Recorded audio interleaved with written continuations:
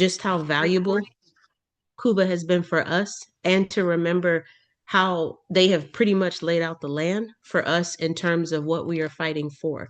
You have to remember that the reason that we need to stand with Cuba is because they have been able to accomplish something that the oppressor is very comfortable telling you is not possible. The oppressor is very comfortable telling you that socialism doesn't work. And the oppressor is very comfortable telling you that it's never worked. And I just find that very hard to believe. If something has never worked, then why have you worked for over 60 years to dismantle it and to take it down? And so this is like the age of the blockade of being 60 plus years, right? And so I just think we need to think about that and bring those two pieces together.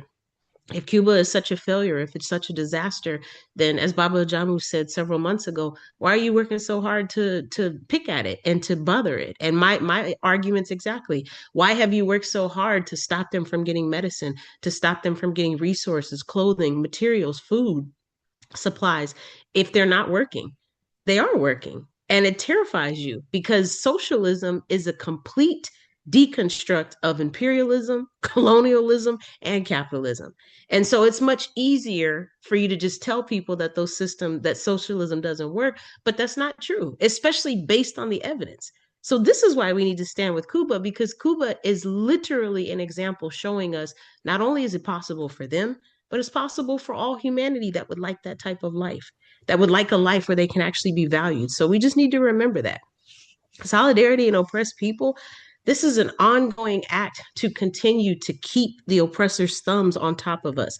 The more effective they are at doing that, the less effective we are at pushing back, the less effective we are at considering the possibility of pushing back. The idea of even organizing to a lot of us is starting to become more and more progressive and more possible. And that terrifies the oppressor. You know, as Baba Jamu mentioned, we have the opportunity to engage with passing out flyers Friday night and Saturday. And what I noticed is I probably talked to maybe close to 40 people between Friday and Saturday night. And every time I brought up the African Liberation Day flyer, most people literally were had the expression on their face that was relaxed. They didn't feel threatened or intimidated by me. And they also seemed to be kind of relieved that I was giving them this flyer. A lot of them were like, oh, okay. They weren't like, oh, okay. They were like, oh, okay, yeah, I'll have to come out. And then I tried to, seal it with the close. And I said, I'll see you Saturday. And they were like, yeah, I'll see you. And so I know that I spoke to probably about 40 people. One person said no. And I don't even think she said no just to me. I think she said no because she doesn't like taking propaganda. And that's fine. But 1 out of 40, that's not bad. That's not a bad statistic. So that's what I'm saying. Like I think people are moving into a direction where they want to see change. They just don't really know how to go about doing it. And we understand that, the All African People's Revolutionary Party, the All African Women's Revolutionary Union, we understand that the work study process is a very disciplined, high intense system, and many people won't be able to fall in line with that, and that's totally fine. But we do ask that people at least have an open mind to try. We do ask that people have an open mind to try, and if you are African, you should try, because if you don't do anything, especially trying with that, then you're not really in a position to critique what's happening. And more importantly, you are adding into the oppression that you're experiencing by not really taking the advocacy and the agency that you have to make that change that you so desperately seek. Right. And so, this idea of solidarity being an act of acting in conjunction with other entities that address these common oppressions, that's a very powerful way of saying you're complacent and you're not doing anything to push back against it, which is why there's that conjunction in place. This means that we need to have a very wide consciousness. And many of us, too many actually, are not really willing to work to develop that. This is why we said you should at least have an open mind to try work study. And if it's not work study with the All African People's Revolutionary Party, the All African Women's Revolutionary Union, then maybe you start your own organization. This is why we keep saying that. You don't have to necessarily fall in line with somebody else's system or somebody else's practice. Maybe you can start your own thing. But we do encourage you to do something working towards justice, because then you would have the motivation to do it if you had started it. or so we think, right? You'd probably be more inclined to follow through. You'd probably be more inclined to be consistent if it was something that you started. So those are not excuses. If you can't really find something that's working for you, then create your own and introduce people to your concept and see if they would be willing to try your situation and your organization. The unwillingness to develop an understanding is really a critical weapon that the imperialists are depending on because it prevents us as organizers and resistant people, it prevents us from increasing our own capacity to be able to go forth and battle with intention, with efficacy, and with effectiveness against the same enemies that are trying to deconstruct, dismantle, and basically dehumanize humanity. And so this is why we have to really understand, like, not only how important this is, but this is also why we say this is bigger than us. This is also why we say, we want you to increase your political education. Because if you're not in a position to understand the timelines, the history, the herstory, the theirstory of all the things that have happened, all the dates and the different ways that people have crossed paths and agreed on ideologically the ideologies that have made them stronger, that's going to be very harmful because you can't necessarily be equipped to understand how to physically defend yourself and how to physically use a weapon if you're not equipped to understand ideologically how to defend yourself, especially with that political education. Next slide, please. So that's really important to understand that because we are at a crossroads here. We've always been at a crossroads, and this is the time where more and more people are starting to understand they're going to have to pick a side.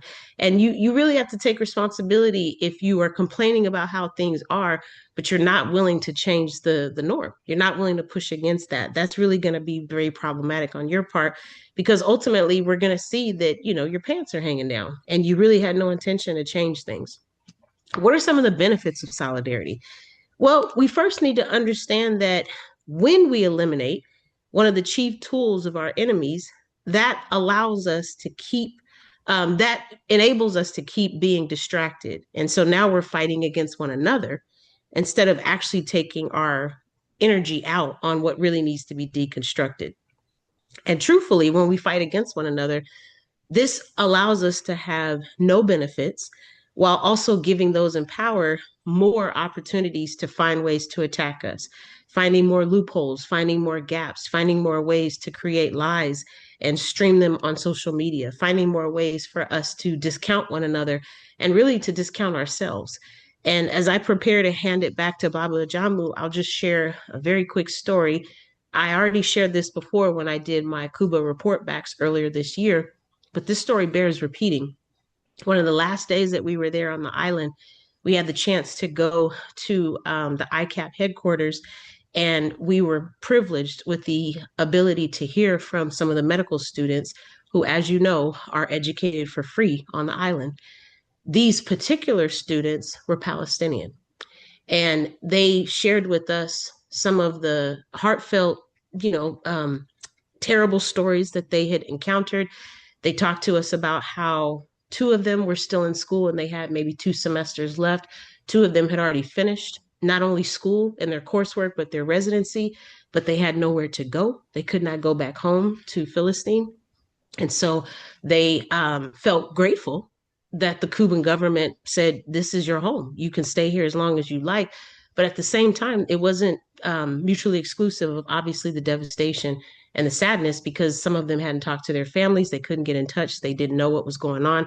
And they didn't have the confidence or the abilities to get back to Philistine without fear of danger or death, right?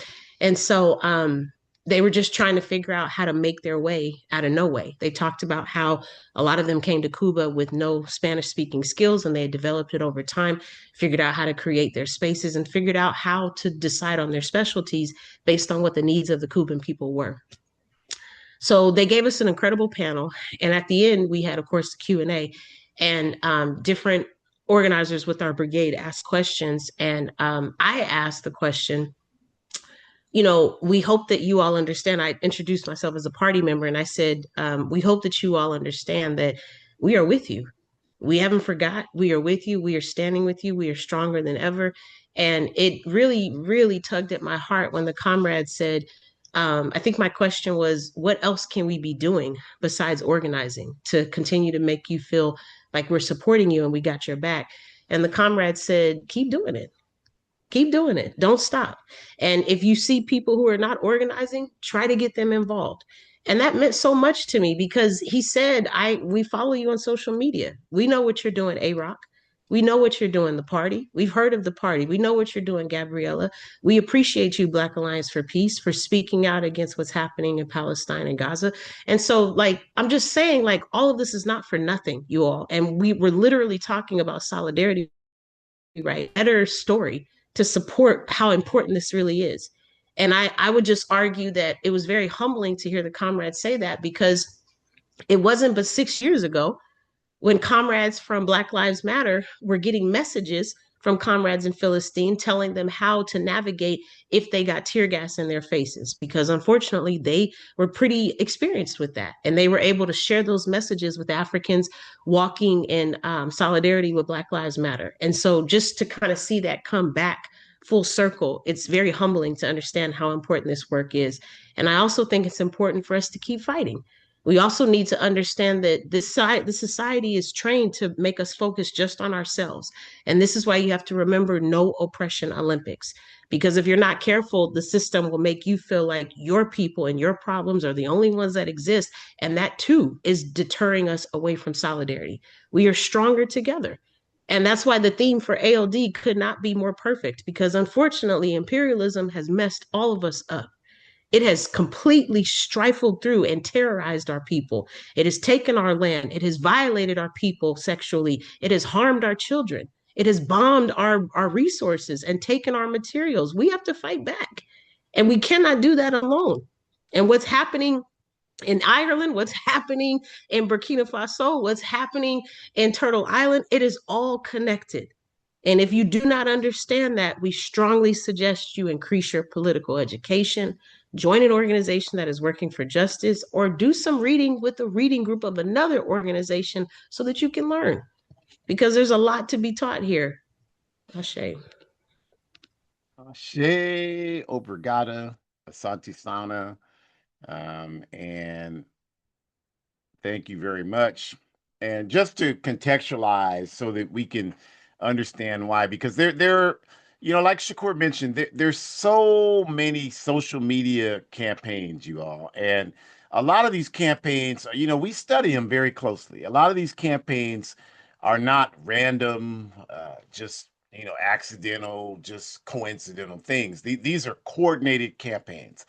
And the campaigns, I would suggest, I don't have the evidence today, but we continue to do the work. We will have it one day soon.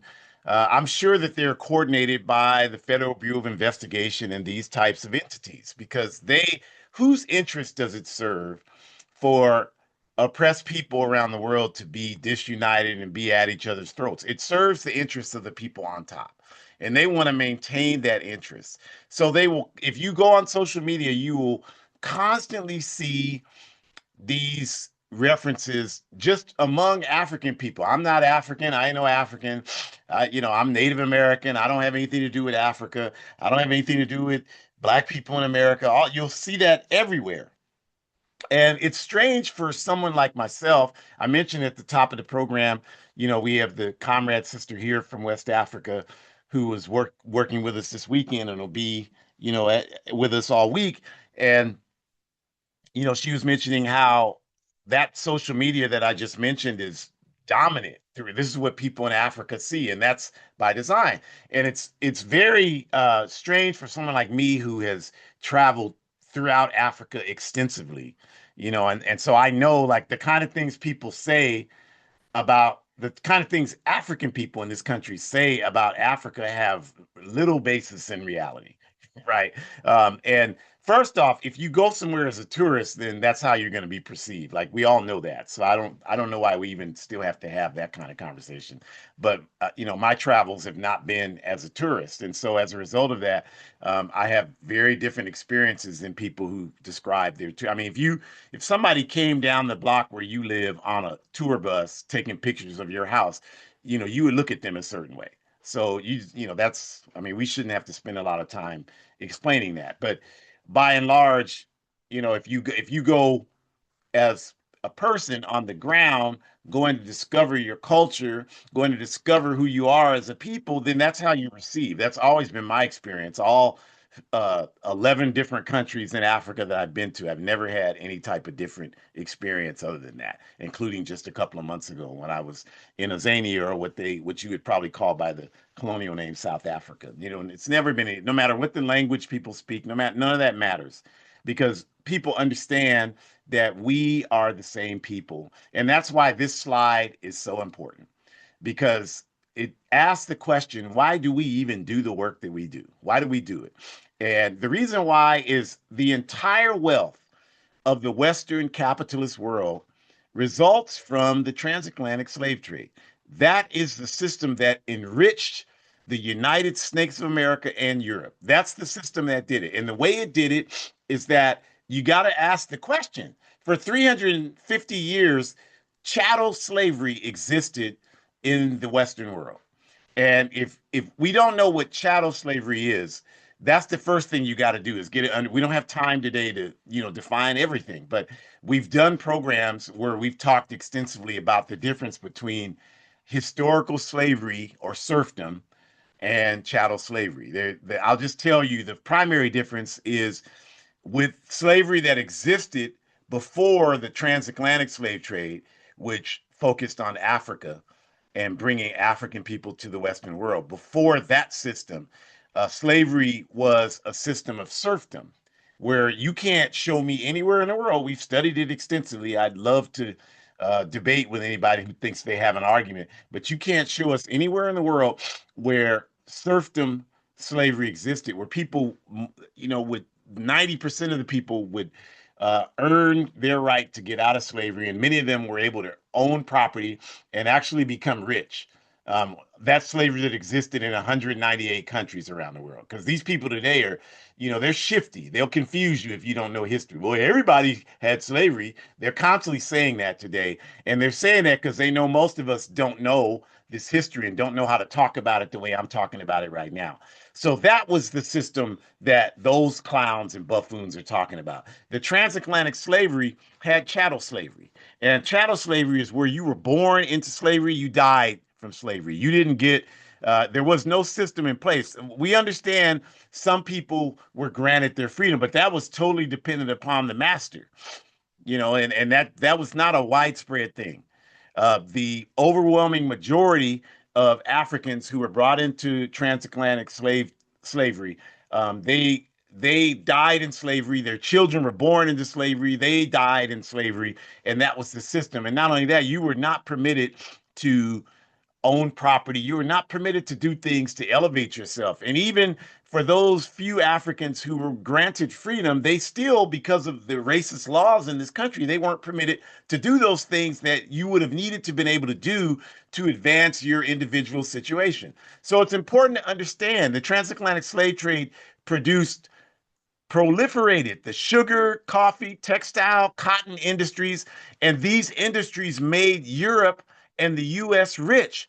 That's what did it, because these industries allowed industry to boom in Europe, and that precipitated the industrialization period, which brought in mechanization and produced the capitalist system. This is the history they will never tell you about in school. None of us know this. Like if I ask people all the time, I speak all over the world, and particularly if I'm doing it in Africa or in Europe or Canada or something, I always ask people, how did capitalism come about? It's the dominant economic system on the planet Earth. Where did it come from? I ask this question. I've asked it 1,000 times, and the answers I get are, well, it came from uh, let's see what happened. People had ideas. They were ingenious. These are progressive thinking people that say this, because this is what we've learned, and we don't study it outside of the realm of the capitalist system. So, of course, the system is going to tell us that it resulted from nothing but positive things. But the truth, the truth is the capitalist system resulted from the transatlantic slave trade that enslaved millions of African people. And you just have to ask the question. We worked free for 350 years. We picked cotton, sugarcane, hemp, coffee, textile. We did all that. where did the wealth from that go? It didn't go to us. We weren't allowed to have it. Where did it go? It went to Europe, and it was used to help finance the development of European industry, the banking industry. And I have examples on the screen here. The banking industry, Barclays Bank in Britain, Wells Fargo, Chase Manhattan Bank, Bank of America, all of these banks got rich, you all, by financing the slave ships, the slave plantations. You know, you buy property, y'all know how it works. You buy property, you pay a note. The banks finance these notes. You pay, if you own a house, you pay a note to some banking institution, or if you don't own anymore, you used to. And so that's the process. And so this is what happened is that the banks got rich financing slave ships and slave plantations. That's why it is absolutely stupid. There's no other word for it.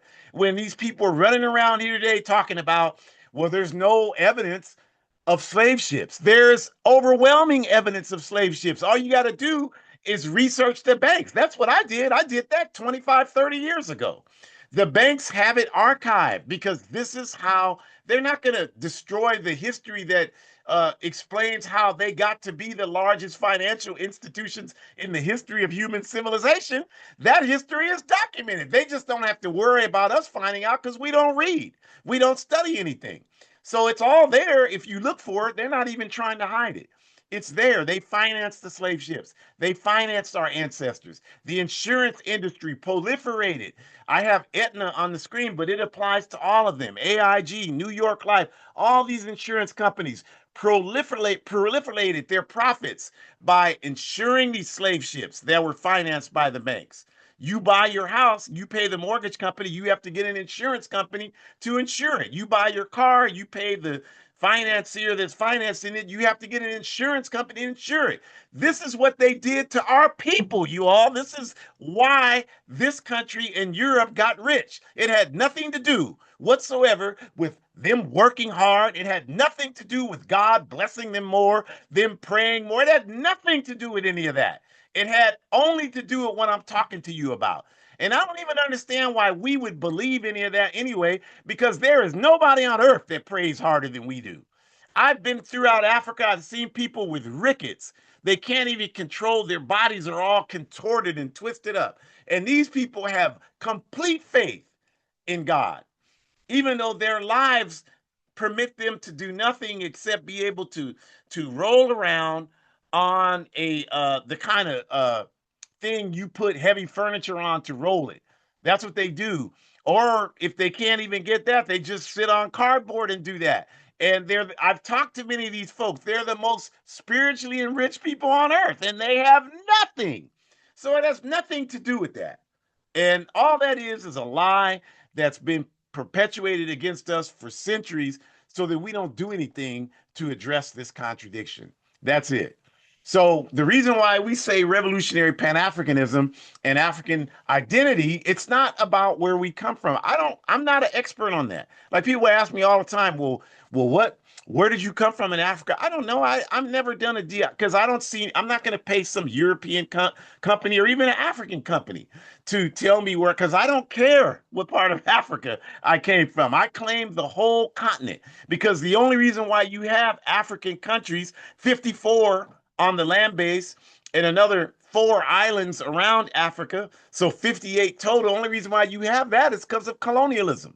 We didn't create Nigeria. We didn't create Kenya. We didn't create Senegal or Burkina Faso or Mali or Ethiopia or Morocco. We didn't have anything to do with creating any of that. And if you study Africa, you know, like in Ghana, you have the Akan people, and they're in Burkina Faso. They're to the north. They're in or to the east. They're in Cote d'Ivoire. To the north, they're in Togo. To the south, because the colonizers didn't care about ethnic groups when they carved up the country for European exploitation.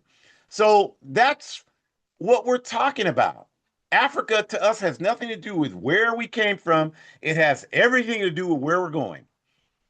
The strength and unity of Africa is about where we're going. That's what we mean when we say revolutionary Pan-Africanism. It has nothing to do with, I mean, obviously that's a factor where we come from, but it's not rooted in that.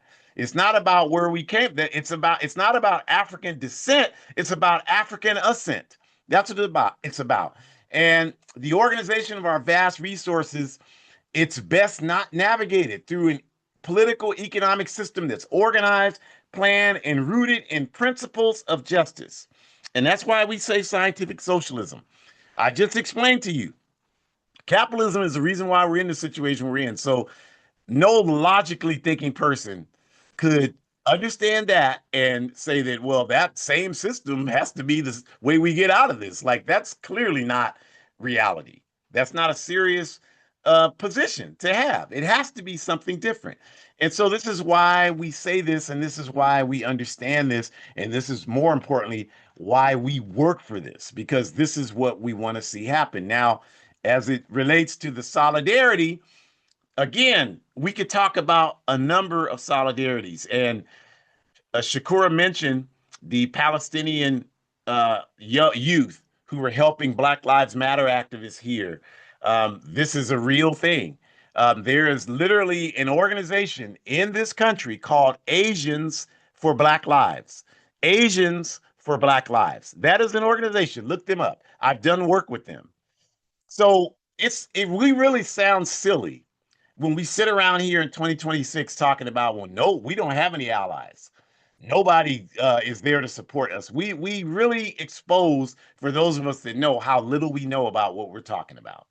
Because there is no African People for Asian Lives. There's no organization like that. None whatsoever. So this is we gotta we gotta understand this when we say solidarity, because our people are convinced that if we support the struggles of other people, that somehow means we're taking attention away from our people and what we need. And I can tell you, as someone who has done this work an awful long time, that couldn't be farther from the truth. It strengthens the work that we do for our people when we recognize the struggles of other people. It strengthens it.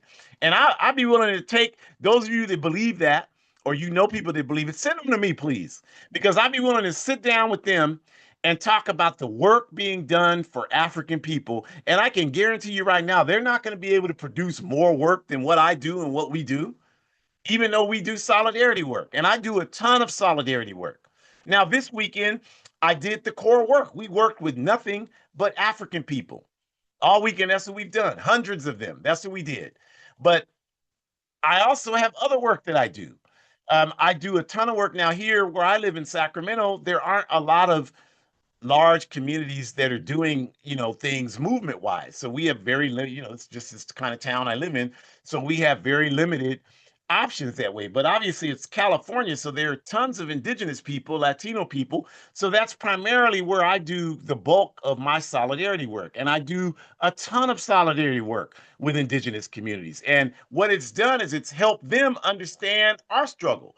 Because one of the things I've been able to do is bring a political education component. Even when I teach the self-defense classes on Thursday, that's primarily indigenous people that come. And so they've learned a lot about the African liberation movement. And this allows them to educate their families, many of them who have been strongly imbued with white supremacist views against African people. They've been able to engage that struggle with their families. And that's the point, because when we move, we don't need to have them in our way. They're not causing the problem for us, and we're not causing the problem for them. So these types of bridges we can use can help us in that regard. And I just want to spend the rest of the time focusing in on Cuba, because Cuba is under serious attack. Here these basticles have cut off their oil, and that means it's not about just oil so you can drive a car. It's about having heat and being able to cook. They've cut all that off from them. And they're doing that to attempt to starve the people in hopes that it'll turn them against the Cuban Revolution. That's why they're doing all this. That's why they have the economic blockade against Cuba that's been going on for 62 years, where no countries can trade with Cuba. Cuba has no ability to get medicines, to import food, to bring in spare parts for their machines, their cars, everything. They can't do that. They have to manifest that on their own. And this is, like Shakur said, this is an effort to destroy the revolution, a revolution that they will tell you, and a lot of us believe cannot work, but yet they do everything they can to sabotage it, including violence, which they've engaged in by coordination from the Central Intelligence Agency for the last 60 years against the Cuban Revolution. And we have done other workshops specifically on that question, so you should check them out.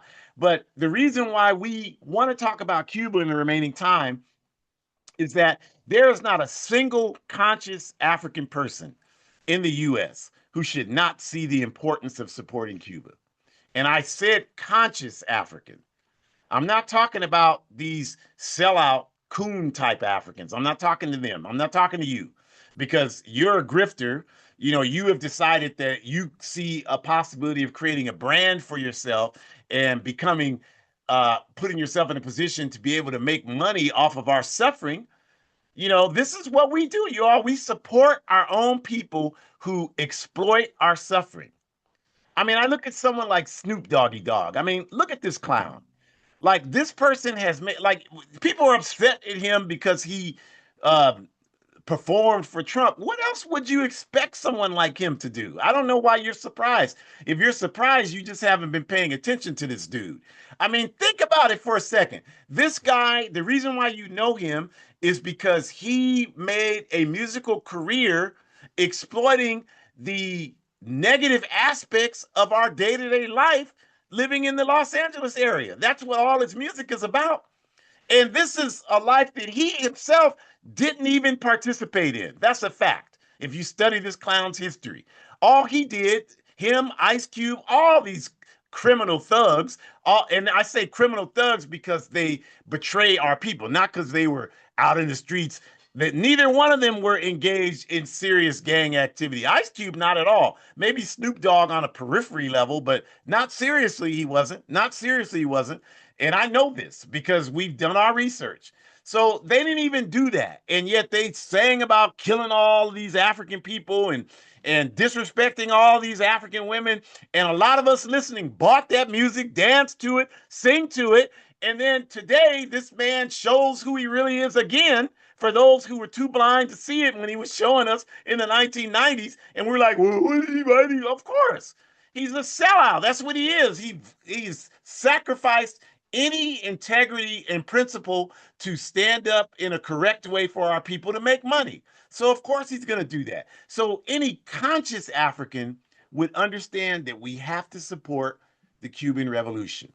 And since the Cuban Revolution came into existence in January 1959, Cuba has provided consistent and meaningful solidarity while asking little to nothing in return. And the first example we'll give you is the picture on the top left, Ernesto Che Guevara.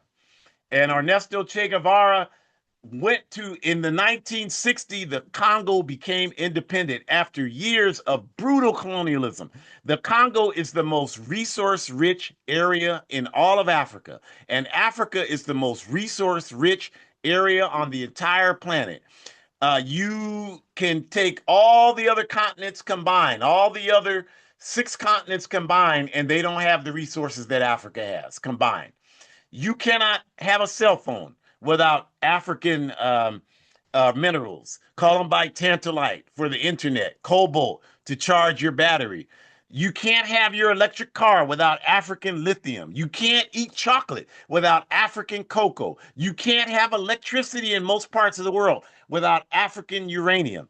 This is an irrefutable fact, and I could go on and on about that. But the point is that the Congo is the richest mineral resource region. And at that time in 1960, you had the Cold War, and uranium is what you used to make nuclear power. And the US and the Soviet Union were fighting to build these nuclear weapons. And so they had to have access to the Congo. And Patrice Lumumba, when the Congo became independent, the first thing he said leading up to that is we're going to nationalize our resources, meaning we're going to use our vast resources to uplift the Congolese people and the people of Africa who were poor and got nothing from this exploitation that was taking place by these US and European corporations. So immediately they engaged in sabotage. 2 weeks after the Congo became independent, they pushed the soldiers to rebel, and it never got any better after that. And by January 1961, the CIA had instigated assassinating Patrice Lumumba and boiling his body in acid to eliminate the evidence, even though we pushed them so hard since then, the CIA has had to admit it now that they did it. So that's not just our opinion.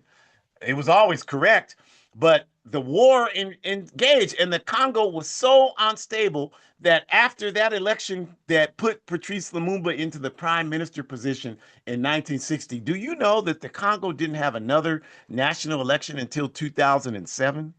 47 years later, they didn't have that. Nothing was stable in the country. No schools, no hospitals, nothing for that entire period.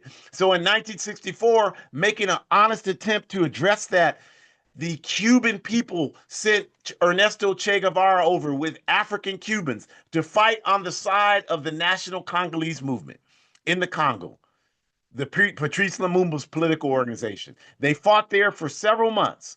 Che risked his own life. He was in the front of the battalion fighting, and they were not able to be successful.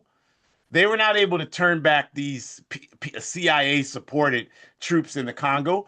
So Che went to Tanzania, Dar es Salaam, and he stayed there in the Cuban embassy for several months, making contacts all throughout Africa because he was able to learn the situation in Africa with colonialism and anti-colonialism. And from that, Cuba was able to establish the Cuban African Command, which would help with anti-colonial fighting in Africa. And the man in the bottom picture, Victor Driki Cruz, was the commander of the Cuban African Command in Africa. Shakura got a chance to meet Brother Cruz when she went to Cuba in December. He's still alive and well. I've known this man since I was a teenager. I've studied his work in Africa, and I never got a chance to meet him. I'm just glad that she did. And I told her about him, but she probably didn't remember because it's just a name. Now she will definitely remember because she got a chance to meet this man.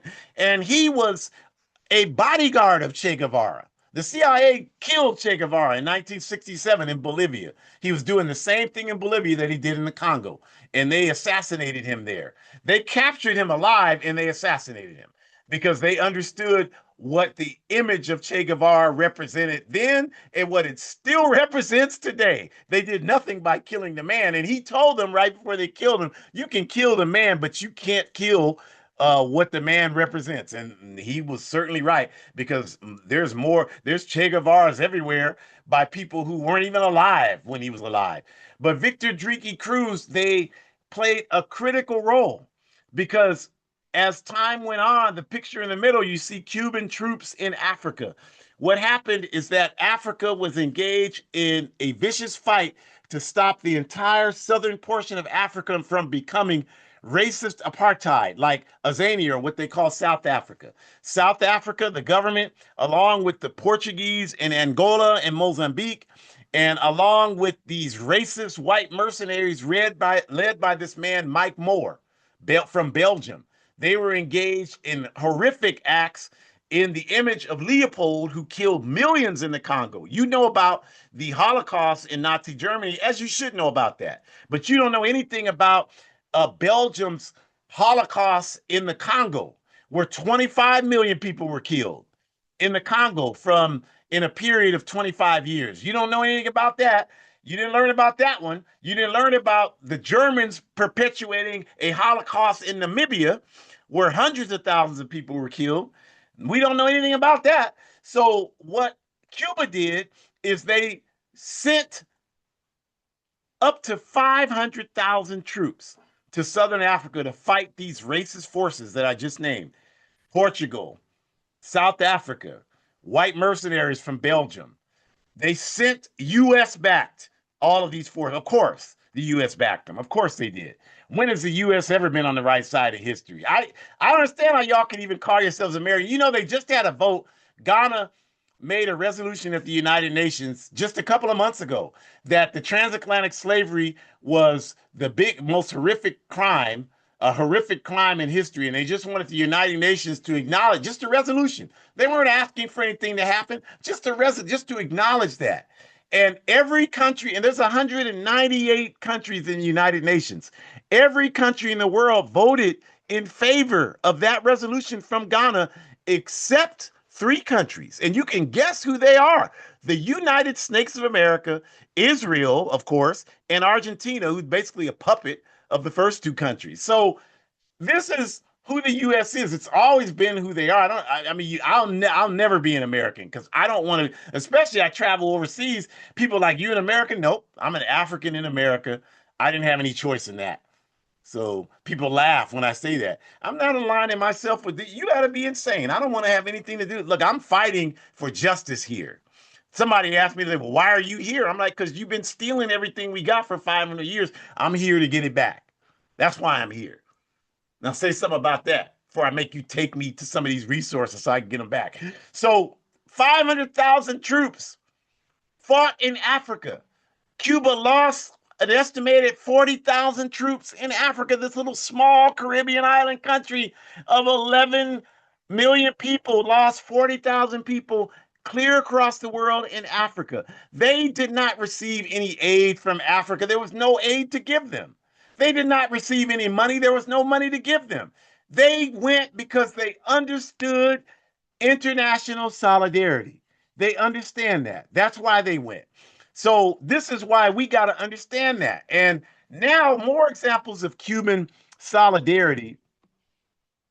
Cuba has always supported African liberation struggles here in this country, in the US. They've always supported that. And they not only talked about supporting it, they demonstrated it. And the way they demonstrated it is despite the crippling economic blockade that has been carried out against them since 1962. When Robert Williams, the NAACP chair from Monroe, North Carolina, told Africans there that they needed to arm themselves against the Ku Klux Klan in 1957, he was set up by the local authorities and he had to flee for his life. And the first place he went was Socialist Cuba in 1962. And they welcomed him with open arms. They welcomed him. They let him do his radio program. And then eventually he went on to China and he stayed there until 1990, in the 1990s, where he eventually came back here. But were it not for Cuba's willingness to take him in, he would have certainly been, if not out and out killed, but imprisoned. And Robert Williams, if you know who he is, he had a profound impact on later more militant movements like the Revolutionary Action Movement, the Republic of New Africa, and without question, the Black Panther Party. And speaking of the Black Panther Party, a number of Black Panther Party leaders found refuge in Cuba.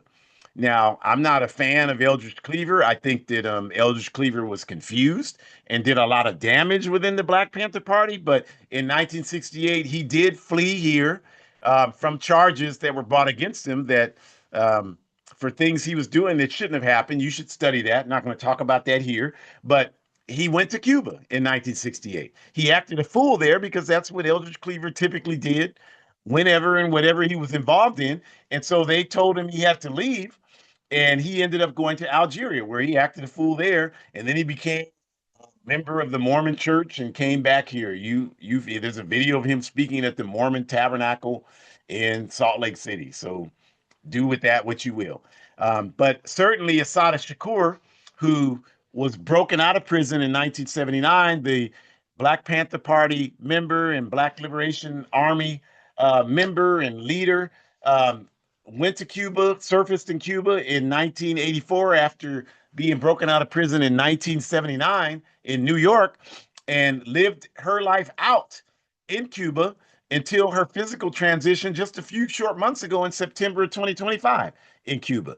But because of the U.S. bounty against her, because they didn't want you to see Asada, they didn't want you to see her victory being free in Cuba. So they put a $2 million bounty on her head because they don't want you to have any belief that you can win against them. And by escaping, she won. I forgot to mention Huey Newton went to Cuba for 3 years, the co-founder and ideologue for the Black Panther Party. There's a picture of him on the screen there doing work in Havana. But getting back to Asada, Sister Asada, in 2014, Barack Obama opened talks with Cuba. And many of you, I know a lot of people, a lot of Africans love Barack Obama. I'm just, don't shoot the messenger. I'm just telling you the truth. You study it and confirm everything. And don't take my word for it. Confirm everything I'm telling you. Opened discussions with Cuba in 2014. And Cuba again has this vicious economic blockade against them.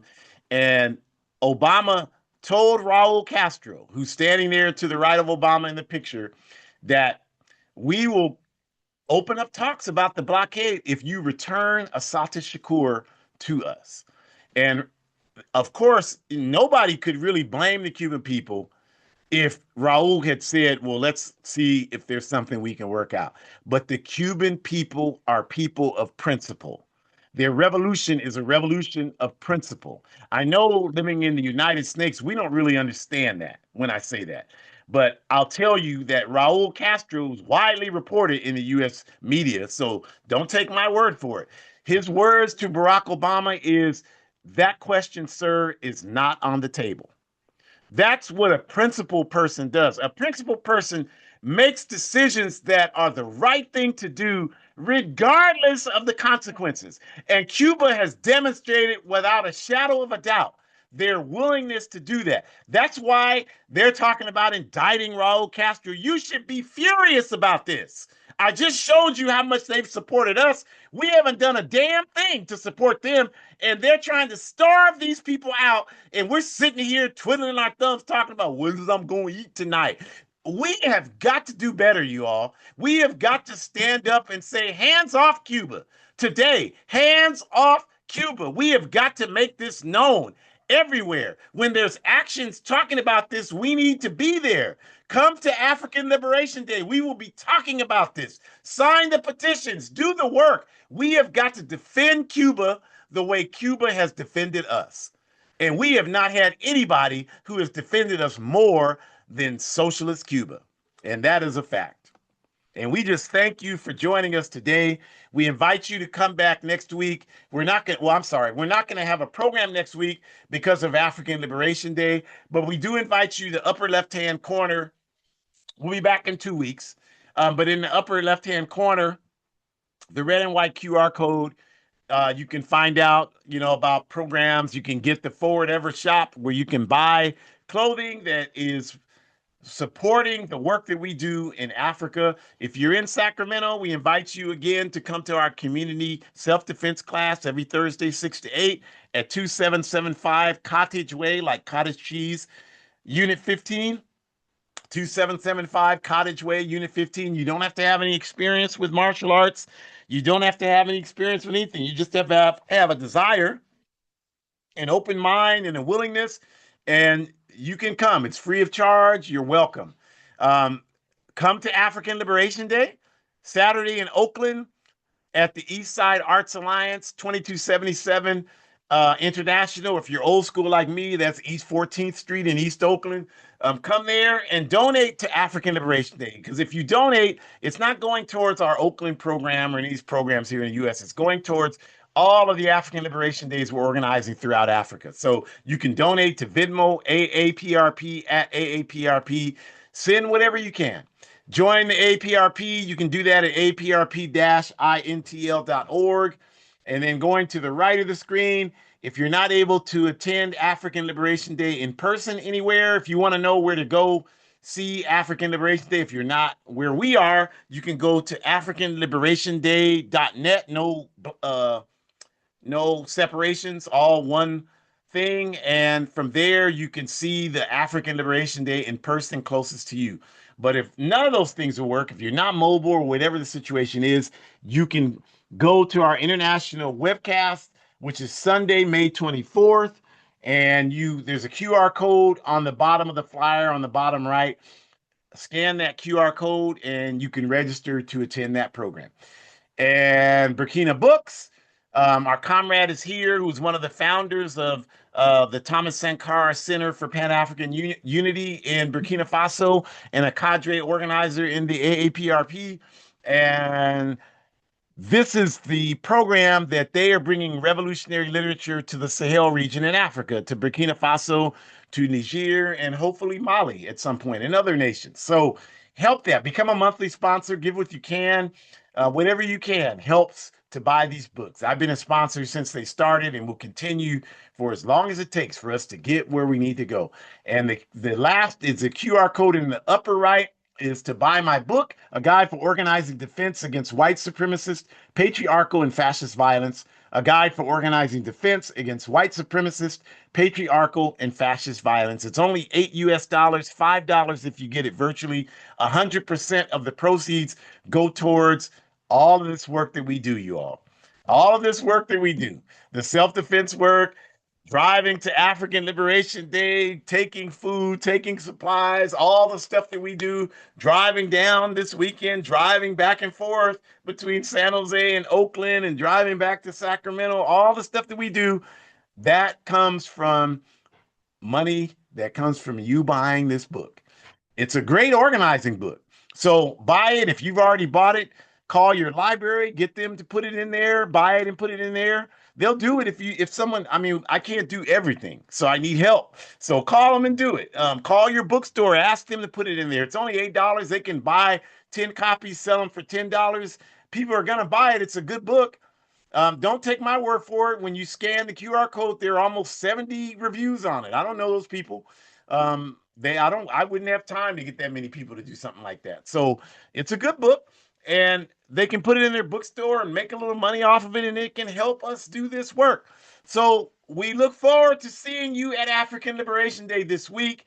We are moving forward, forward ever, backwards never. Enjoy the rest of your day.